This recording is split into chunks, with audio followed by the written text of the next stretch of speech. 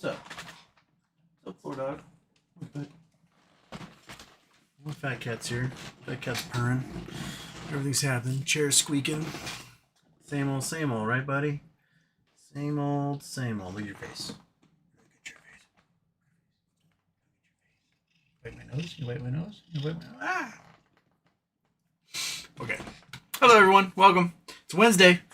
Choosing a problem. Problems aplenty still going on like crazy. Big news is it looks like Rupert Murdoch has signaled that he is finished with Trump and he's going to do whatever it is he can to basically nuke the presidency of Donald Trump. Started out with last week, he met secretly with J.D. Vance at his ranch in Dillon, Montana. Then that afternoon, they released the publication about Trump's Enigma birthday message in Jeffrey Epstein's 2003 50th birthday book.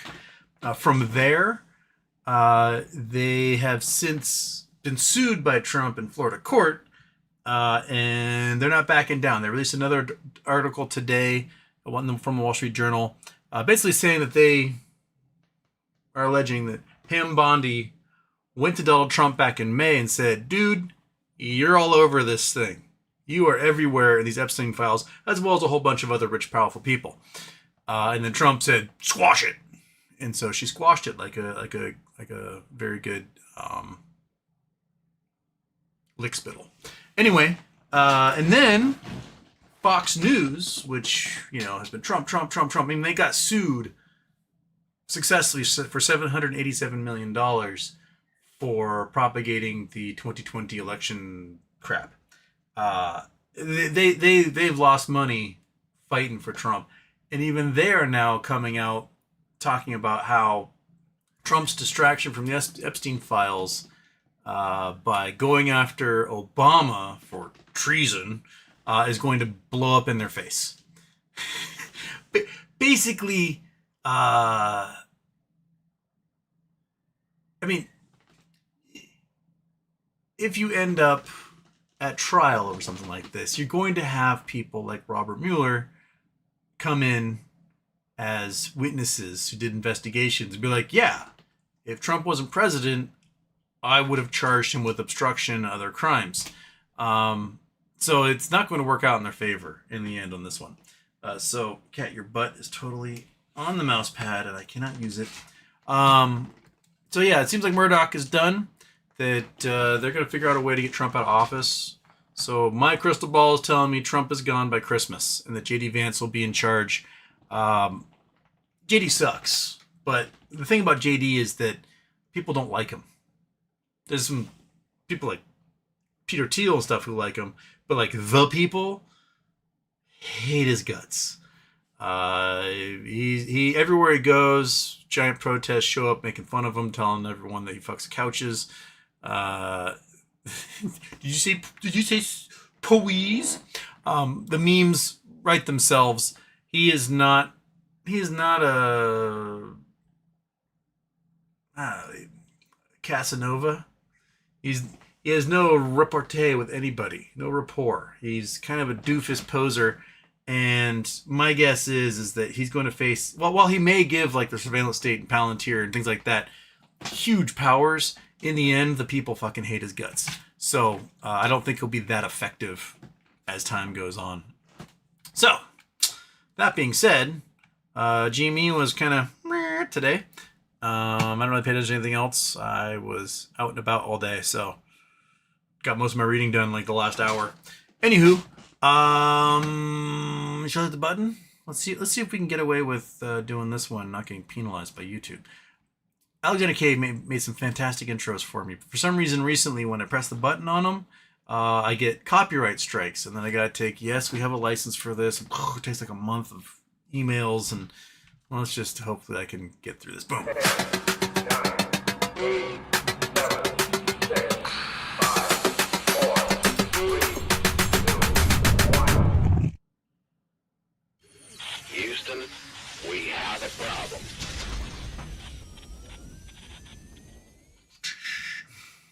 Okay, get that button again. Off. Oh, Oh, the other daytime intro was still on. Gotta turn that one off. Okay. Whew. All right. Jonathan Payne's got a super chat right off the bat. Houston, happy birthday. You think Trump's fascination with tariffs is to eliminate income tax and all his new grift income?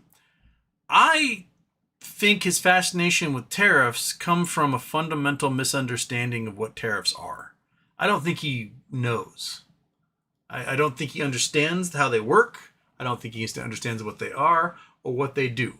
I think he just fundamentally doesn't understand them, and that misperception of how they work is why he loves them so much. His trade deal today that he claims to have signed with Japan has given no inkling that they've actually signed a trade deal yet, is a flat tariff on Japanese imports of 15%. Right? Okay. So let's imagine you are General Motors or Ford, right? You've got factories here in the United States. You need steel and aluminum and other metals. You're going to pay 50% tariffs to import the things you need to build your cars, right? So your cars are going to become freakishly expensive. If you got any parts coming from China, Canada, Mexico, whatever, freakishly expensive. Or you could buy a whole bunch of Toyotas in bulk, ship them to the United States, and slap General Motors badges on them cheaper. Like, if you're Boeing and you need to build a gigantic machine of some kind, right? You're going to have to import all the metal at 50% tariffs, build it yourself, or you can just import the machine from Germany for 15%. Like, this destroys American manufacturing. Not only does it destroy American manufacturing, but it still pisses off all of our trade partners to the point where they're just not going to buy from us anymore. And our exports are collapsing. They are collapsing. We are below 2020 levels, COVID levels for U.S. exports, which were really low. We're destroying ourselves, all for a complete misunderstanding of how tariffs work. Now, I do think there is some element from their Liberty Financial, whatever they're calling their crypto company, where crypto transactions are not tariffed. So if you take a whole bunch of cryptocurrency and you buy products from overseas and it ships here, you are not charged a tariff because there were no dollars exchanged. So perhaps this is Trump's way of forcing everybody into Trump coin to do all sorts of business with. General Motors, you want to avoid that 50% tariff on steel or whatever? We'll buy a whole bunch of Trump coin and it won't be a problem. I do think there's some sort of element with that in there. But at this point, Trump is never going to pay taxes ever again. He's going to absolve himself of that because he's going towards an authoritarian role, and they get to do whatever the hell they want. Rules for thee, but not for me, is how that goes. Okay. Scroll up. Chris Taylor was first. He says, "Hi, Houston. How do we stop the insanity?" I honestly don't know. And why couldn't it have been Ted Nugent instead? Seriously, the Nuge sucks. He's a little pedophile. He's an asshole. He's a total racist. I don't know why the Nuge didn't just drop over. I have one Ted Nugent story. I may have told this one before, but years ago. This is probably 15 years ago or more. I'm on the ferry going to Seattle. I'm in my car, and towards the front of the boat, and at the front of the boat are the people on motorcycles. This is the night after Ted Nugent played the Clearwater Casino, which is just a few miles from my house. And there's Ted Nugent on a fat hog with like 2 6-shooters coming out of his back, and he's like, "Yeah, go on the ferry, going to Seattle on my hog." And I'm like, I need something to yell at this guy. What would hurt Ted Nugent more than anything in the world? And I leaned out the window and I yelled, "Billy Squier is a better guitarist." I put my head in the car, and Nugent was just like, he was like looking for the offending party. If you don't know, Billy Squier was just fucking monster rocker back in the late 70s, early 80s. And it turned out he was gay. And he got essentially blacklisted from being a rocker anymore after that. But he was a better guitarist. So hope the Nuge still feels that one to this day. Fuck that guy.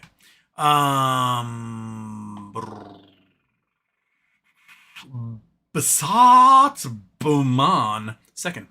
Iggy, third. Iggy says Chris Taylor, it was all the drugs in the Rona that got Ozzy. Yeah.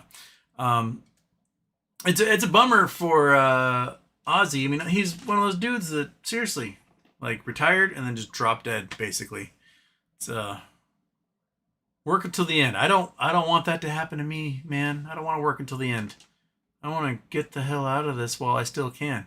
While I can still, like, hike mountains and ride bicycles and, you know, see the world without having to, like, push a rickety cart around to hold me up. Higgy the Moan set timer for this show, so you won't be late. I'll be fine. Oh my god, dude with nub. Looks like the planned man is goalpost moving again for his own benefit. I have no idea. They set up a whole bunch of arbitrations for adverse claims, but all this stuff can be taken care of while BBBY has emerged from bankruptcy. So you don't like, they can emerge from bankruptcy and all this crap can still go on. None of this is keeping it from emerging. So I don't know what's taking forever at this point. Not a clue. Just from Dex. I asked this last show, but I wrote it wrong. What would happen to DJT stock when the Epstein files show he was client number 1 and or he gets 25th Amendment by JD?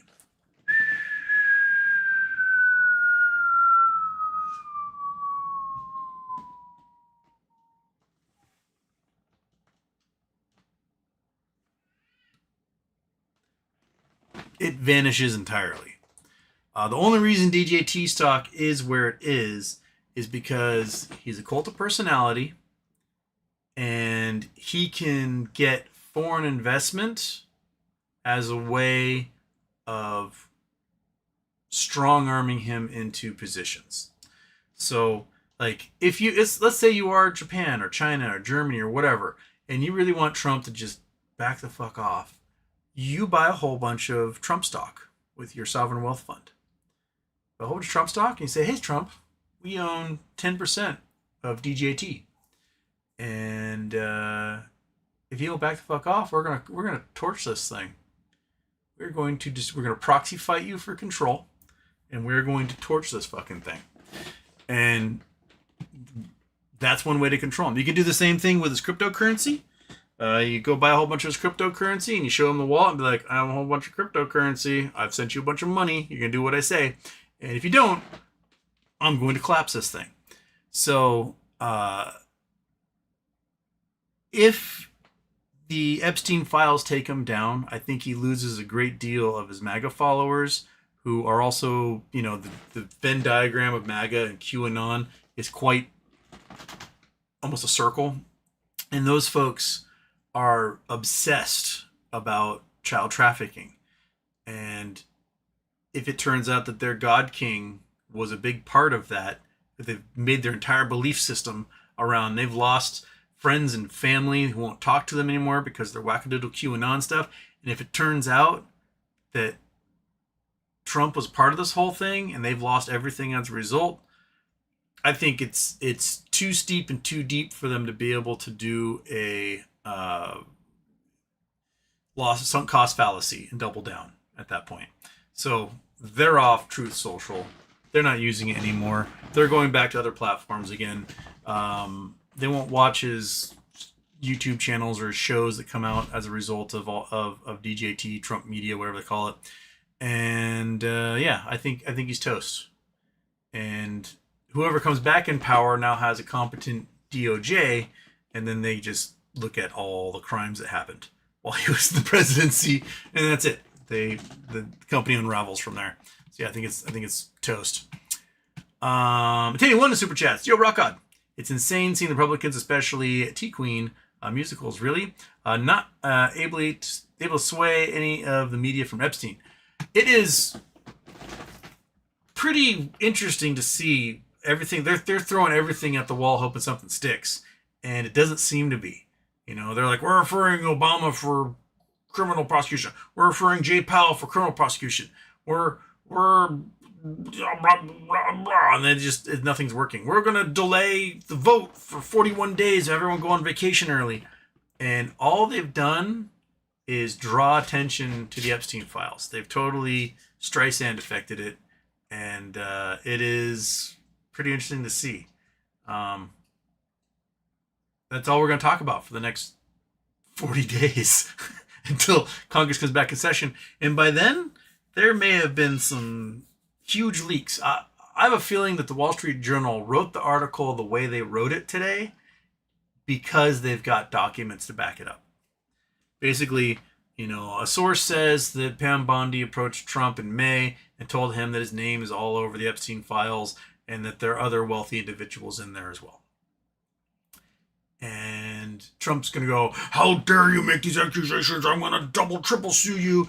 And then they're going to release an article with the documentation proving that that happened, or with something even more revealing. So yeah, I think that the next 40 days are going to be very, very Epstein heavy, especially in that MAGA bubble of Washington Post, Fox News, Wall Street Journal. Is that they're coming after him now because Murdoch is done. He's like, you served your purpose. We got your tax cuts passed, and now it's time for you to go. So we'll see what exactly that entails, or just how much, you know, they can get Trump to go bibbly in the next 40 days. Did anyone else also super chats? Also, Rock God, did you catch Ghislaine Maxwell's brother try and throw Trump a bone on what Ghislaine may be willing to do on Piers Morgan? Like, so out in the open, knowing Trump is watching. Oh yeah, she's going for commutation. Alan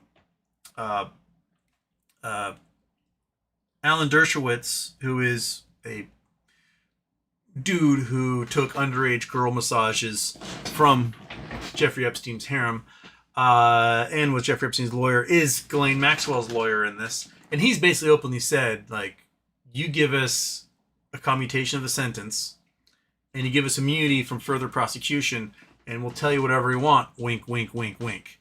And that's going to involve an agreement that she denies Trump had anything to do with any of this. That's what it's going to come down to. And then she can fuck off to France, where she'll probably get arrested there for the same things and charged. So yeah, it's one big giant cover up, and that cover up is usually worse than the crime and what brings down presidencies. Bill Clinton getting a blowjob in the Oval Office from Monica Lewinsky, that wasn't the crime. It was the cover-up of that blowjob that got him impeached, right? No one would have known about Watergate had it not been for the cover-up. And the cover-up is what brought down Nixon. Iran-Contra was the cover-up of Iran-Contra that almost brought down the Reagan administration. So it's the cover-up in these things. It's the criminal element of ignoring these crimes and trying to sweep them under the rug that's going to bring down everybody at the DOJ, everybody at the FBI, everybody at the DIA.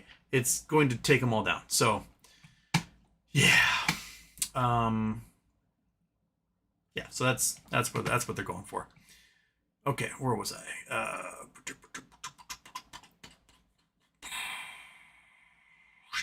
Kelly Reed, happy birthday, HW.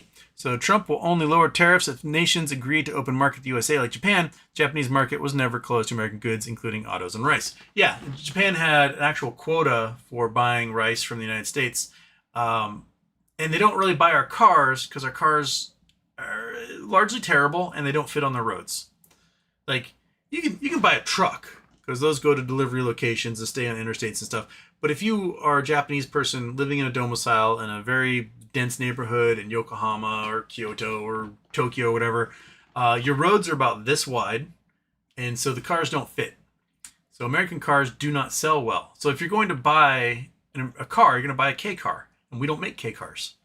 So other than a few like people who live in the country or in luxury estates who buy, American luxury vehicles or sports cars, that's about it. So yeah, Japan can be like, yeah, well, buy all the cars you want, but they're going to buy shit from us.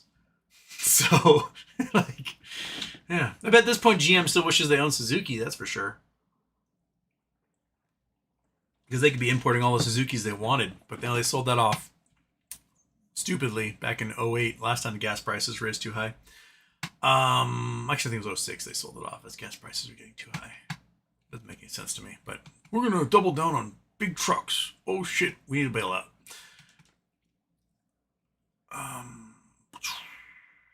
Kelly Reed also says Tangerine Times blabbering more nonsense as usual. Facepalm. I think most of this world's going to die from facepalming at this point. Fred Jones says he's fourth. Were you fourth? 1, 2, 3, 4, 5. So you're seventh, Fred Jones. Video Brandon says he's insanely tired. I hope Murdoch's organization was given a thumb drive with many good things inside related to the Orange Man. I think they have had a lot of that stuff for a long time and have been sitting on it, waiting for the moment to do what they want with him. That's it. They're past the 6-month mark. They got the big, beautiful bill passed. But now things are going to start getting dangerous and ooky, and it's going to damage the Republican brand basically forever. So now it's time to cut your losses and move on from there. BW Brand also says maybe Putin gave him something, and that's why Gump is changing his bootlicking ways. That's also possible.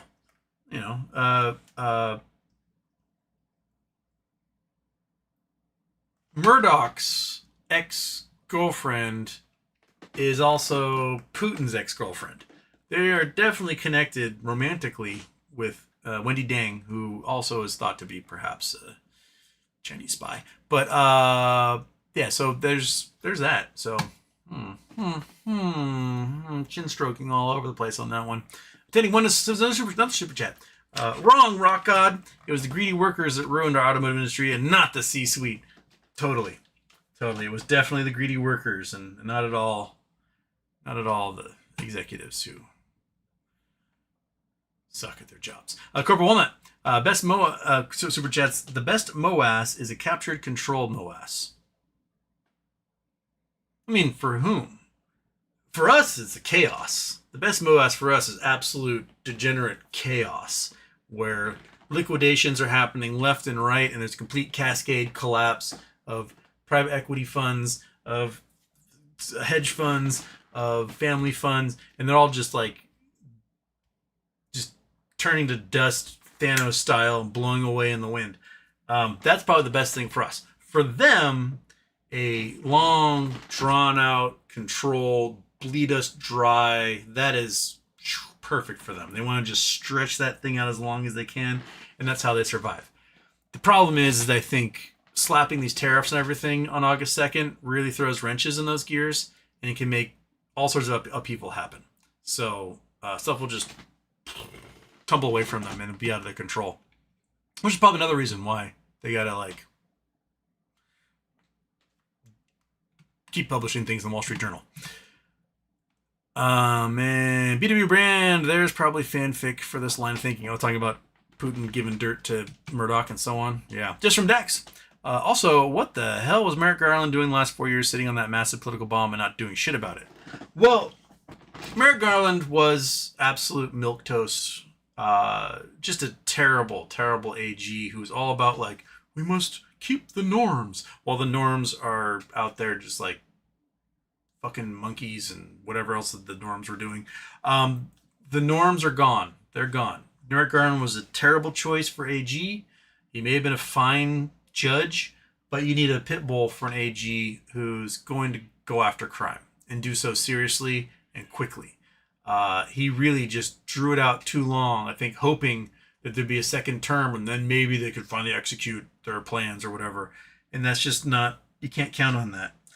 So, but another problem he had was that a lot of the Epstein files were sealed by the courts in the Ghislaine Maxwell case, so that they could not be revealed to the public.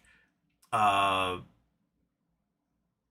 was an attempt to get the grand jury testimony unsealed, but grand jury testimonies are never unsealed. So that was basically oh, we tried, guys, but the court wouldn't let us do it. That's because they're legally protected.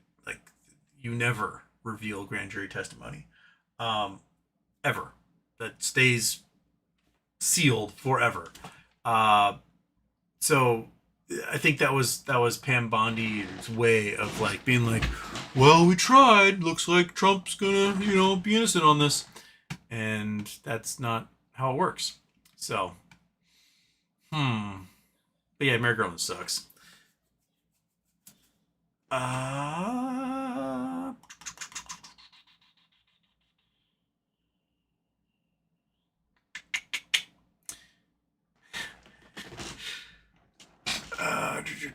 Joe's Mammy says, get ready for President JD Vance. Yuck. Yep. I mean, that's the thing about JD is he gives everybody the ick. Even Republicans are like, oh, JD's here. Cool. He will blow in the wind whichever way the people in the room who are cooler than him believe. Like, you put JD in a room with, I don't know, Brad Pitt, George Clooney, who else would be like considered like cool? Chris Evans or something. Put him in a room with those dudes, he will agree with anything those guys say. At first he'll be like, well, actually, I think this, and they'd be like, bro, that's not cool. He'd be like, oh, shit. And you flash back to like 6th grade, not getting picked for any sports teams. Then he'll totally go with whatever they say, because he is a completely malleable piece of putty, and he will do whatever Peter Thiel tells him to do, because that's his real boss, not the American public or anything else. He's just what Peter Thiel tells him to do. And Peter Thiel might think he's cool, but he's actually not. But according to JD, that's the type of person that JD thinks is cool. Where Wanderers here. Jethro Dole Vance. I like that, Mike Martin. Fred Jones says, ooh, it's happening? I think so. Beaver Brand says, hump day. It is Wednesday. It's hump day. John Y. Woohoo! Actually made a live show. Welcome, John Y. First Day Productions, my bonus losses, 60% in Minnesota, not financial advice. 60%. 60% is how much they took in your bonus. Damn, son. Channel name, Foot Soldier. I don't even know what that means. This is illegal. Says, you fella, what do you think the chances of Yellowstone or Rainier popping soon? I don't think we'll see much out of Cascade volcanoes until there's a subduction zone quake. Talked about this many times. Basically, like where the Pacific Plate meets North America and dives underneath, right? Because oceanic rock is more dense than continental rock, so it sinks down, melts, and that's where it creates the plumes that make the Cascade volcanoes. Same happens all over the world. It's how Kamchatka Peninsula is made. It's how Japan's made. It's how the Andes are made, etc. There has not been much volcanic activity outside of Mount St. Helens, and I think Mount Lassen was the last eruption before that in like 1909, and it wasn't even a big one. Before that, 1700s, there's lots of tales of Mount Adams, Mount Rainier, Mount Baker going pop, pop, pop, pop, pop, pop, pop a lot. And in January 28th, 1700 was the last time there was a subduction zone quake that brought new material into that plume. So my hypothesis is you won't see much out of Cascade volcanoes until you add more material from that continental shelf subduction zone. And if that happens, then you'll get eruptions up and down the West Coast chain, all the way from Mount Shasta, all the way north to Canada. And so yeah, we just won't see much until then. Yellowstone is a hotspot volcano. When it didn't have to deal with thick continental rock, it was basically just constantly erupting, creating the flood basalts known as the Columbia Plateau flood basalts. And that just created, thousands and thousands and thousands of feet thick, hundreds and hundreds and hundreds and hundreds of lava flows covering hundreds of thousands of square miles. It's one of the largest flood basalt plains in the world. And that's because there wasn't like the thick continental rock for that plume to make its way through. And so the basaltic rock that is what that hot spot is made of just came out and was like, and basalt loves to flow. It has a really low viscosity, partially due to its fairly high melting point. But you get to places like Wyoming where the continental rock is like 100 kilometers thick, 60, 70 miles thick. And that continental rock has a lower melting temperature, but it has a really high viscosity and a really high amount of water and a really high amount of other volatile gases. So when it herks and jerks its way through the rock, you hear it well ahead of time because you're hearing lots of cracks and pops and fractures being made and outgassing and new geysers forming and hot springs and stuff like that. So you're given a lot of notice as it works its way through 100 kilometers of rock. And then you get this massive inflation that happens because these hotspot volcanoes are huge. The amount of magma that comes up from them is, like, we're talking thousands of cubic miles of magma coming through. So it does this huge inflation. So the entire region like bows up, lakes drain, rock slides happen, trees are all sideways. And so you're given a lot of warning ahead of those things.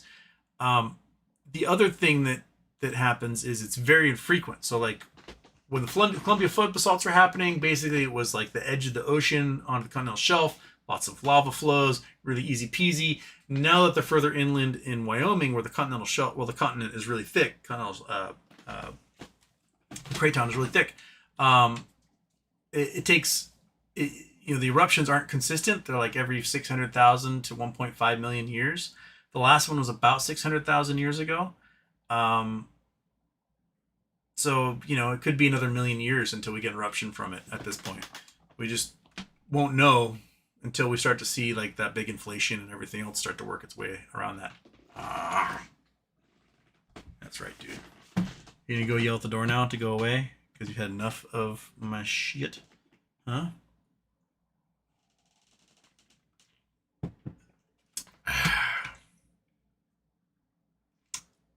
It's anyone that says, I prefer the phrase, you need a monkey butt as your AG. Go up Merc lawbreakers. Yeah. Get yourself a monkey butt, a real Catahoula for an AG who will not let the bunnies survive. Isn't that right, buddy? Although, if you ever catch a bunny again, I will be so amazed because she can't corner to save her life anymore. She sees him out there, like around 7, 8 in the evening when it starts to get, like the sun starts to get a little low and you get a little long shadows across the lawn. The bunnies come out from behind the bushes. A lot of them live in the sticker bushes out yonder. And they start munching on like the dandelions and other things in the garden. And Monkey before would just come out of nowhere and get them.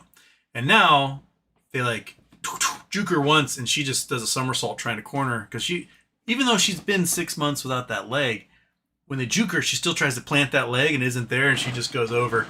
So straight line as fast as ever. She seems to run just as fast in straight line. She just can't corner to save her life anymore.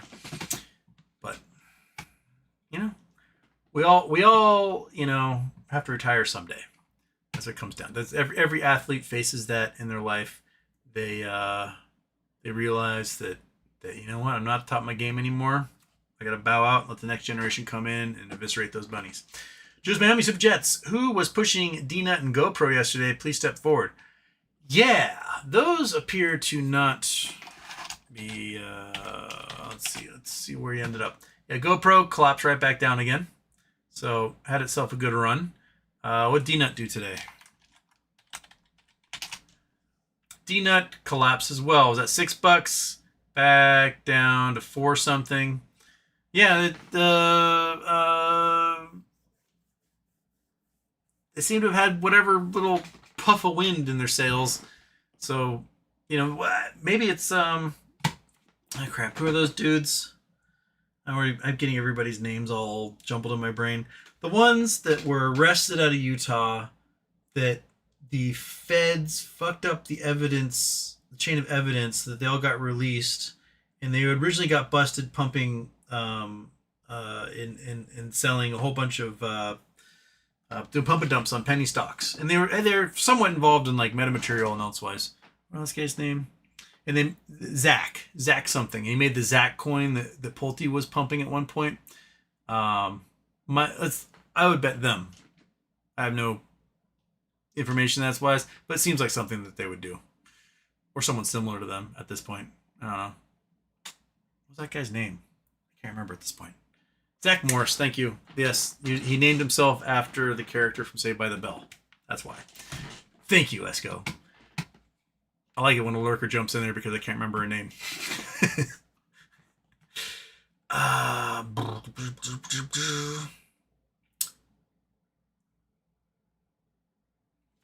And then I'm off, but Fox is still supporting Trump, so don't get the Rupert play. I think with Fox News, it's baby steps. I talked about this last show. Wall Street Journal appeals to educated conservatives, mostly in finance, right?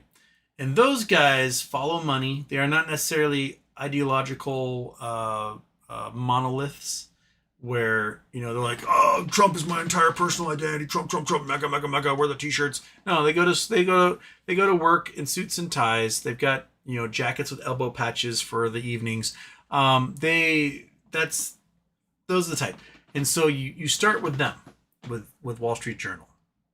And then you throw out a couple of things on Fox News every once in a while.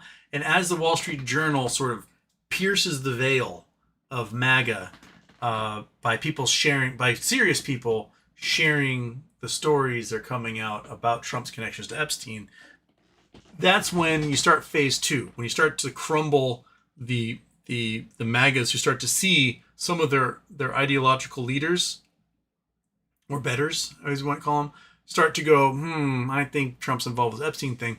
That's when you can start to hit harder and harder on the Fox News side and the Washington Post side, who appeal to people with like 4th grade reading levels and GEDs and stuff. So I think Rupert Murdoch kind of knows what he's doing with this, and that because Trump doesn't actually read the Wall Street Journal. He watches Fox News.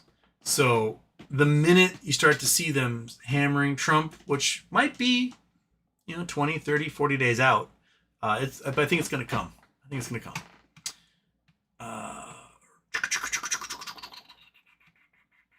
Fabrizio's plop, fizzin'. Bidoo Brand. I'm most interested in how this affects Fox News and their viewers. Hi, Josh. Moon says costs. Oh, yeah, costs traded their entire float at open today.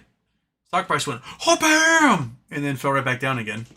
So, I don't know what's going on. Everything's weird these days. Mr. E-Machine, if Trump wants to get their libel case to stick, wouldn't he have to prove he wasn't there? Yep. It's prove that book, which is in the hands of the FBI, was somehow planted by other people. But here's the thing, is that the publisher it came from. They listed that, which tells me you can go to the archives of that publisher and find the plates that made that book. So they probably have a pretty open shut case on that one, because they were very adamant about, this is the bookseller. He listed Jeffrey Epstein as a client. He passed away a year ago, whatever. It seems to me that their journalists went in there. And I was mentioned once in Wall Street Journal. This was last year, spring of last year, maybe the year before. I can't quite remember.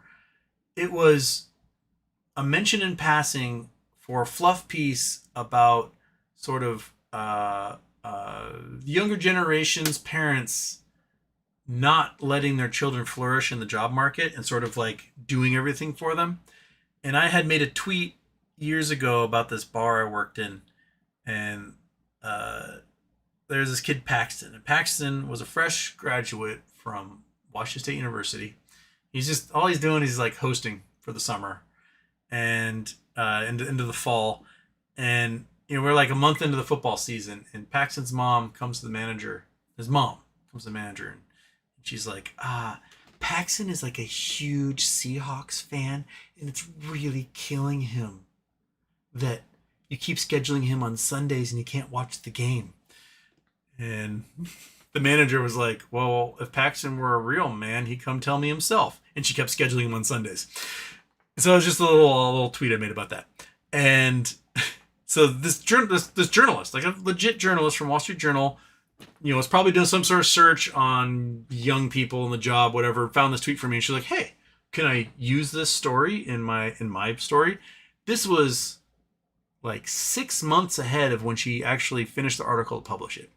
She had 3 phone calls, 3, not just our messages, our DMs on Twitter, 3 phone calls lasting probably an hour and a half or more in total. Getting the sources, getting the names involved, making sure everything is spelled right, whatever. She is dotting the I's and crossing the T's on a fluff piece. This is how serious of journalism that happens at Wall Street Journal. Don't ignore the editorial page. The editorial page is full of insane people. Don't worry about that. But the actual journalism that happens at Wall Street Journal is very serious and very pointed and very specific, and they do follow very thorough journalistic integrity when doing this. And when the article came out, my involvement was like 4 lines in the entire article. She mentioned Houston Wade, blah, blah, blah. That was it. And so this woman spent 6 months, hours communicating with me, hours on the phone to verify 4 lines of her article. So when these Wall Street Journal articles are being put out about Trump's, naked lady drawing and weird poem in Jeffrey Epstein's birthday book, about Pam Bondi coming to Trump back in May, very specific about the date. That means they've got not just someone on the inside conveying this information, probably on the record that will be revealed, post presidency and whatnot, but also they probably have documentation for all of it, that they spent the time doing that. And I think that is a really big deal. Just my own personal experience with a Wall Street Journal journalist and what they went through to verify my information before putting 2 sentences into a fluff piece article tells me that they do their homework there. So, all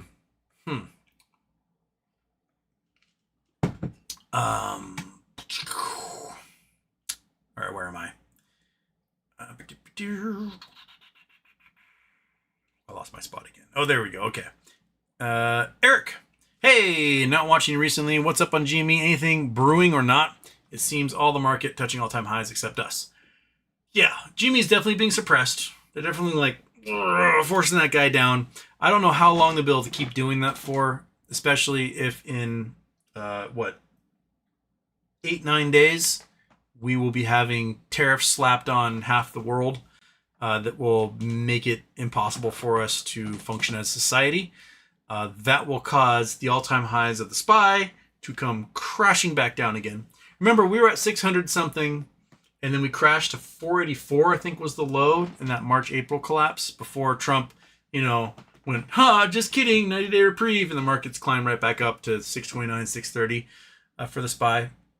It can drop. So if Trump's tariffs get slapped back on, I think the SPY could probably drop 150 points in 2 weeks, maybe more.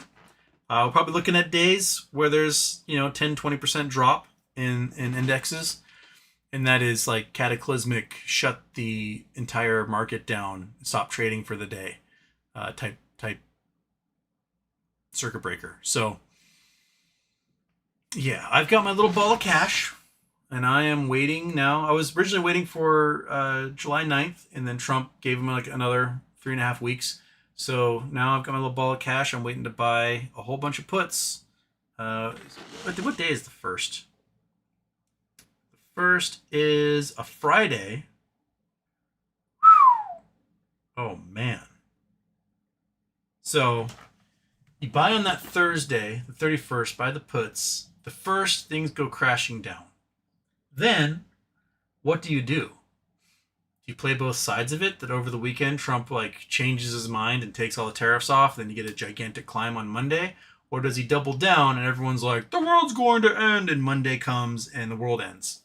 That is, that is a definite on my part. Man, I'll have to ponder on that more as we get closer. Where was I? That was Eric.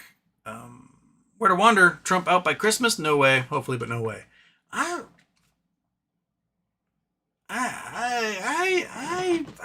don't think, as long as it's where I think JD Vance and company. I talked about this last fall. They want Trump in power.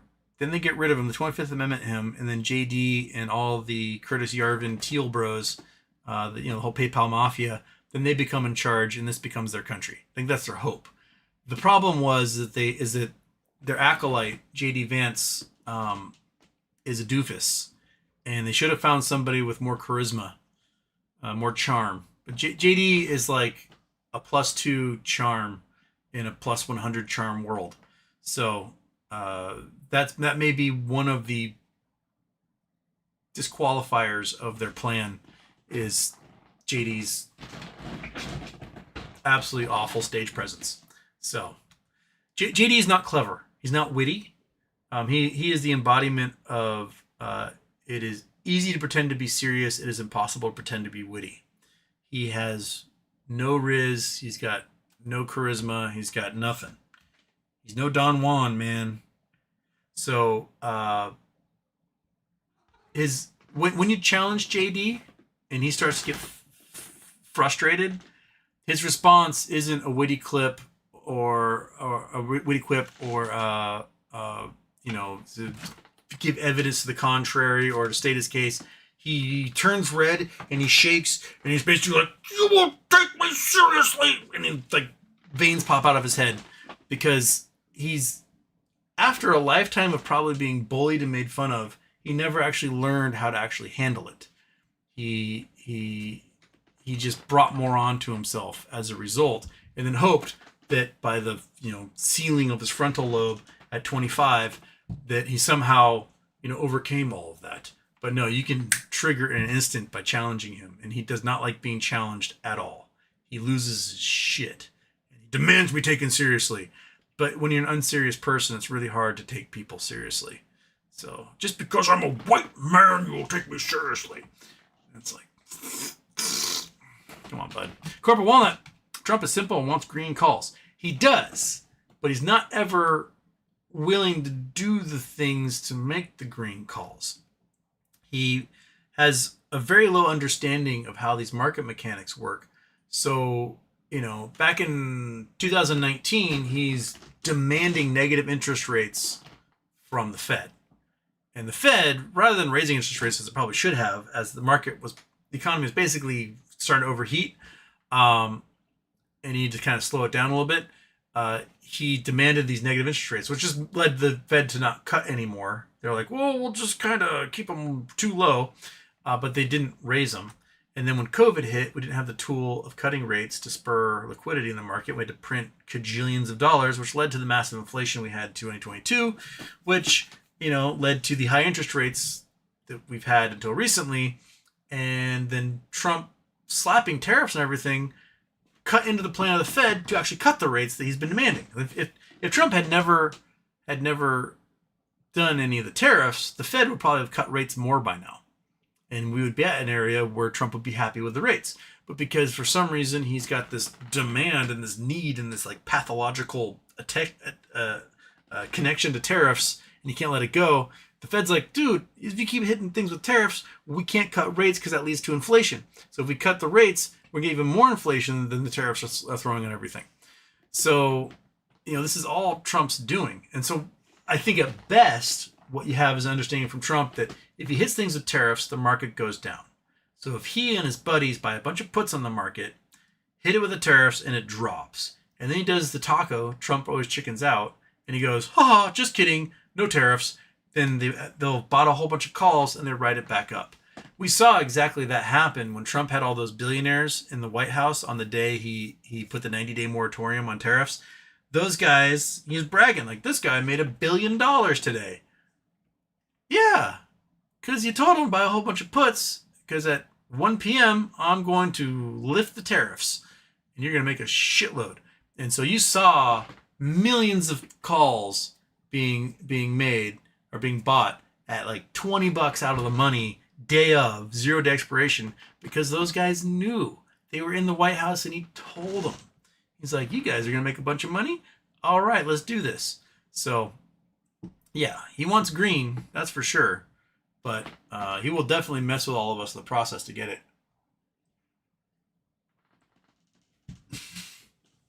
Anyone that says, Barack God, he never said thank you. Boom. you never said thank you. JD Vance. Yeah. Oh, shoot. There goes the reset of the stupid chat. I gotta get back to you. Okay. Where to wander? Maybe Trump will crash the stock market economy if he feels like he's getting tossed out. 100%. If I can't have it, no one can. That is definitely an MO for someone like him. Narcissistic rage and narcissistic collapse would definitely lead to something like that. He is the clutch B personality disorder all the way, and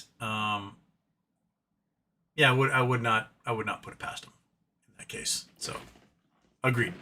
Larry Dubs, Houston. I think you're right that JD is whack as fuck and no one likes him, but will it matter?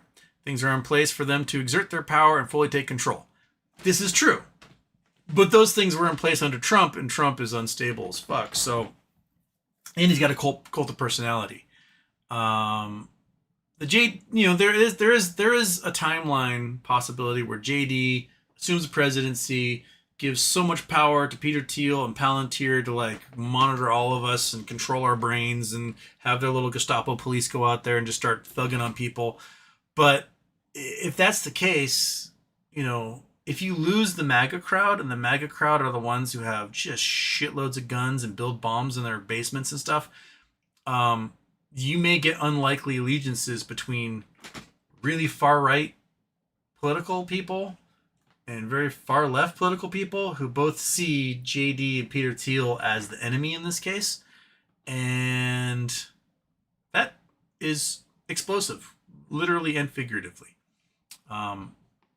You already have folks in communities that are being affected by these ICE raids who are not immigrants, basically willing to go to jail fighting off ICE.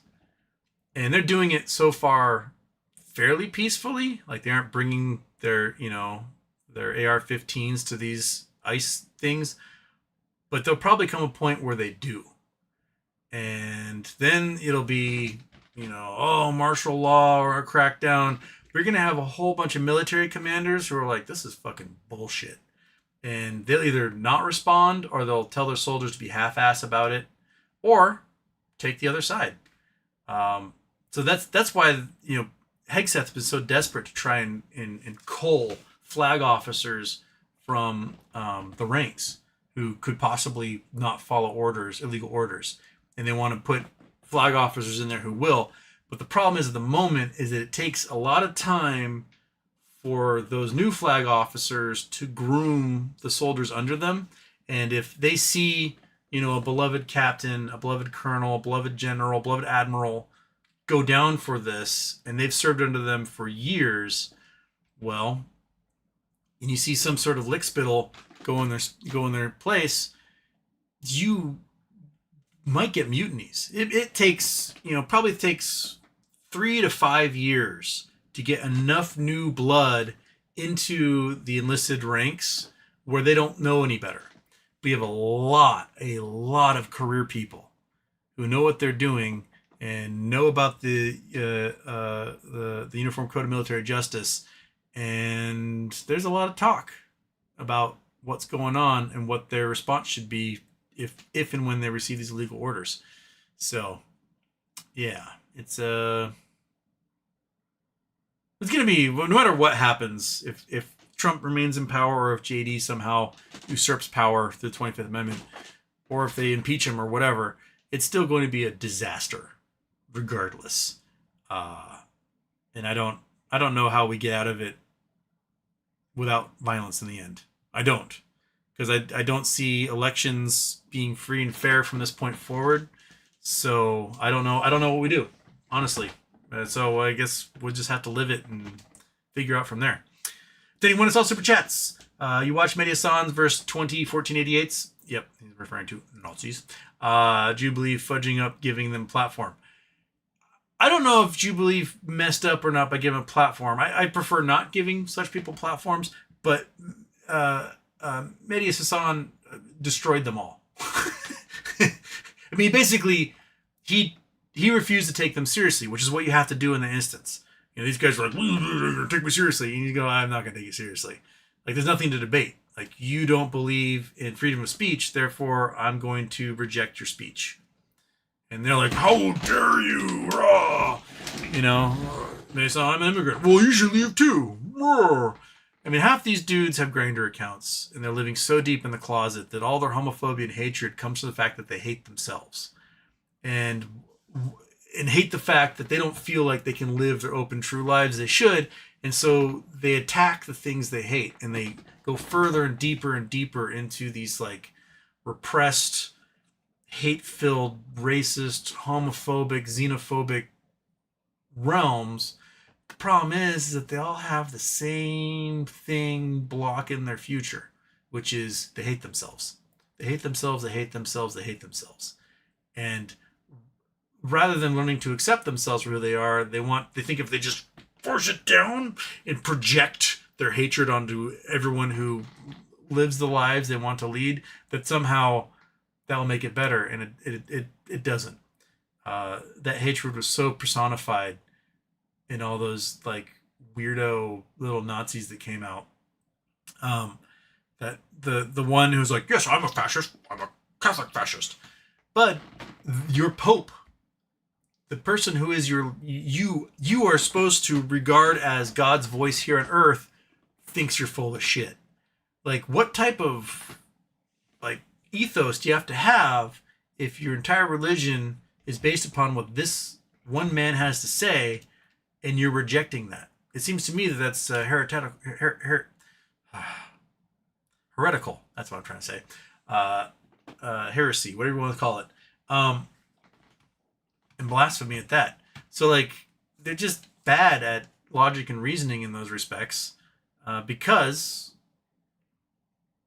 of their repressed sexuality. I mean, that Connor dude, the doughy one, people are going back in his Twitter history, discovering that he's like addicted to porn. They didn't talk about what kind of porn he's addicted to, and that he like thought of killing himself because of his porn addiction. He's like, knowing the touch of women. That dude's never had been touched by a woman in his life. So like, it doesn't take much to figure that out. But yeah, these folks, I guess in the end it kind of backfired on them all, because they're all getting fired from their jobs, and their family members are finding out like pieces of shit they are. That's the whole reason why the KKK wore hoods, man. Because they didn't want everyone else in the community to know who they were. And these idiots think that they can just be like, look at me, I'm a hateful bigot. Ha ha! Free of consequence. And then they're like, oh no, I gotta take to GoFundMe and because I have no job and I'm unhireable now. I don't know. I think it's good to see what losers these guys are. And it's good that Mehdi Hassan really didn't take them seriously and refused to like debate them. Because one of the things like, why won't you debate me? It's like, there's nothing to debate. You're a hateful bigot, and I don't know how to make you have empathy. I don't know how to, like, if your brain chemistry doesn't allow you to have empathy and consideration of other human beings, there's nothing we can do about that. You are just a pariah in society at this point and should be treated as such. We've learned that you cannot debate Nazis into being reasonable human beings. If we could, Hitler would never have tried to take over Europe. His deal with Chamberlain would have been enough. Like, oh yeah, I guess I won't take over anyone else. You're right. No, you had to carpet bomb them to dust until whatever's left goes, fine, we give up. We won't do it anymore. And then you force a Marshall Plan on them, and you force them to change their ways. And that's the only way. That's the only way it works. People are like, that's hypocritical, But there's basically like freedoms and honor and duty and everything else until you're a Nazi. Once you become a Nazi, it's like, well, those things no longer apply to you. You are now an outlier to society who have ignored the social contract. Everything else on this side of it, it's all within the social contract. The minute you reject the social contract, society has a duty to turn you to dust. That's it. That's how society has to survive. You cannot let these outliers come through and ruin everything. Most laws in democratic society are there to protect society from the sociopaths, psychopaths, and narcissists. That's it. That's the entire point of most laws in society. And if you look at functional democracies, I'm not talking about the United States. The United States is not particularly a functional democracy anymore. It hasn't been for a while. But if you look at functional democracies elsewhere, where they devote large portions of their GDP to ensuring that people are housed, fed, taken care of, have their medical care, etc., their prison populations are remarkably small. Because what ends up in prison are folks who have these cluster B personality disorders. In a society where we don't take care of folks, where a lot of people who are driven by need commit crimes and not by the fact that they're crazy pants with cluster Bs, means you get homeless people who steal pizza and go to prison. You get folks who, have to commit some sort of fraud or burglary or whatever, and those folks end up in prison. So rather than having a majority of your prisoners be cluster B personality disorders, you end up with a society like America where we've got, 3 million people? Almost 1% of our entire population is locked up at any one moment, whether it's in jail or prison. And 25% of them have cluster B personality disorders. The other 75%, well, they're mostly victims of happenstance, of growing up in poor neighborhoods, in poor homes, being uneducated, poverty. So yeah, but in a functional society, you're mostly out there fishing for cluster B personality disorders with your laws and your police force. But here we've destroyed people's livelihoods and way of life so much that we end up with huge swaths of the rest of the population ending up in there as well, based upon the fact that they've got no other outlet to make livings or get food than commit these crimes. It's just kind of how it goes. So Iggy says, "You're late." I'm okay. I'm not working tonight. We're cool. I can go a minute or two longer. But yeah,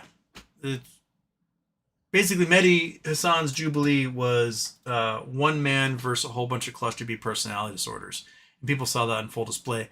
I mean, a lot of these guys want to be the villain because that's how it gets them attention. They watch Star Wars and they identify with Darth Vader. They watch Die Hard and they're Hans Gruber. They see the enemy as this powerful force, despite the fact that the enemy loses in every example throughout media and fiction and all these stories that they claim they love. So, if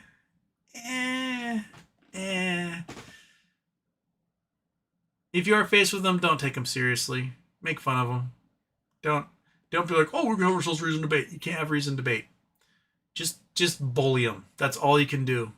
That or just punch them in the face if they're wearing swastika or whatever. But bully them. Just belittle them in front of everybody.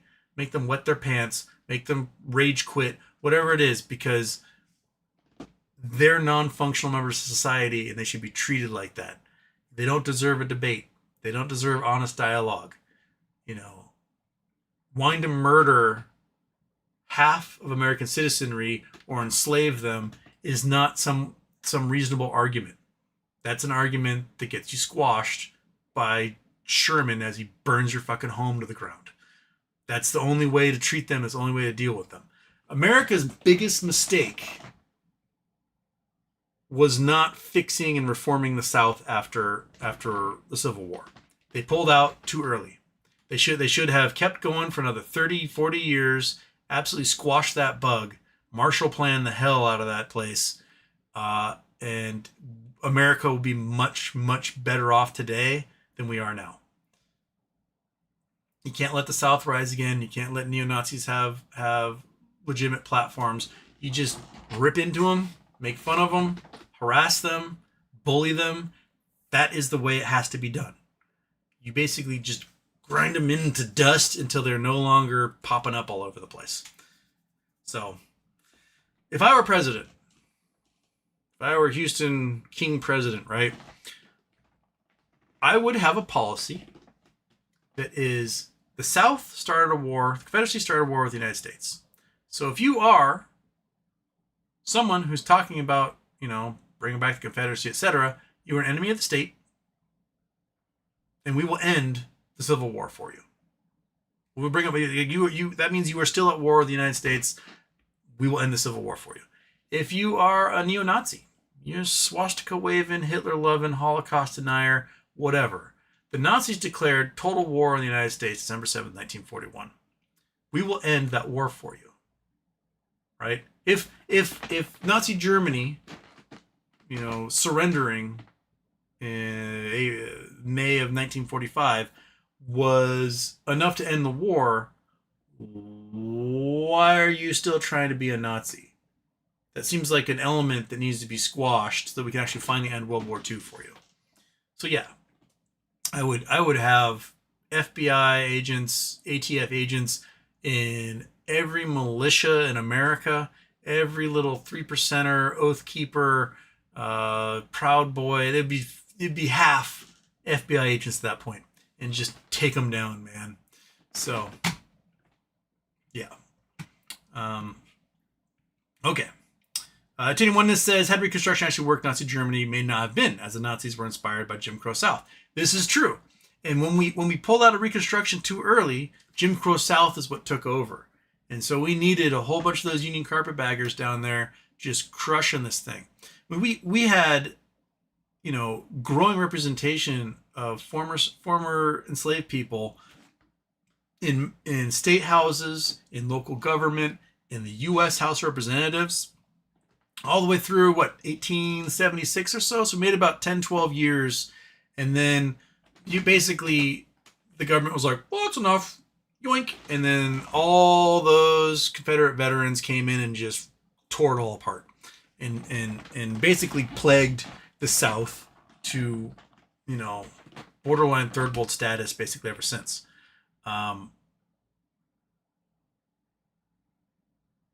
That's probably our biggest failing, and something we should have learned from in history. So if we ever face it again, you basically keep those restrictions on until the last Confederate soldier has died. And then they're no longer like, back in my day, the black man was our property or whatever. And gone. Just let it end. There is something to be said about truth and reconciliation tribunals that go on. Really great book to read. I may have talked about it in the past. It's a Pulitzer winner.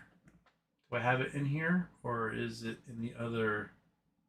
all my books are moved around, so I don't know if I can actually... Is that it? Nope, that's not that it. Okay, are you on this side? Are you down there? There it is, yes. The Haunted Lands. And so some of our viewers, they're from, former Soviet bloc nations. Poland, Czechoslovakia, Romania, etc., East Germany. This is a fascinating account about sort of, the movements behind the fall of communism in these nations, and then sort of the coming to terms with the fact that your neighbors were spying on you, were acting as secret police, etc. And so there was a lot of truth and reconciliation. So each country kind of did it differently throughout Europe. So it's called The Haunted Land. Tina Rosenberg. This is a National Book Award winner of the Pulitzer Prize. It is a fantastic read. I think it came out early 2000, late 90s. When was it?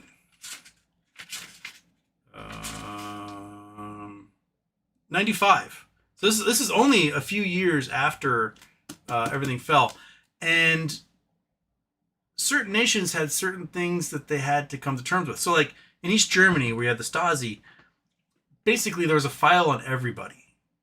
And not just that, you discovered that your own parents, your next door neighbors, your childhood best friend, they all, gave dirt to the Stasi on you, and everybody betrayed everyone.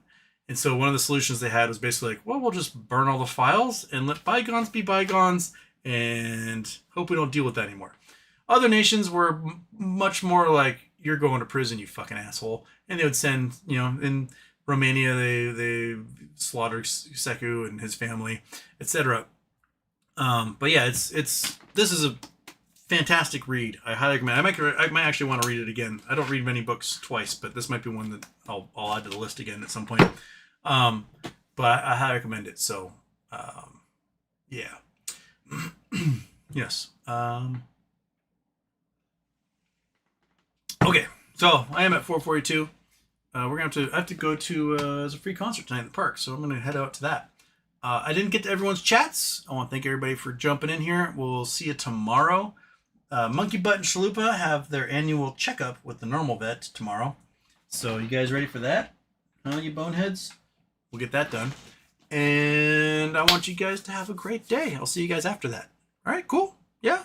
All right, peace. Hit the button. Do bam. Whoops. Oh, I'll do that one, I guess. Okay.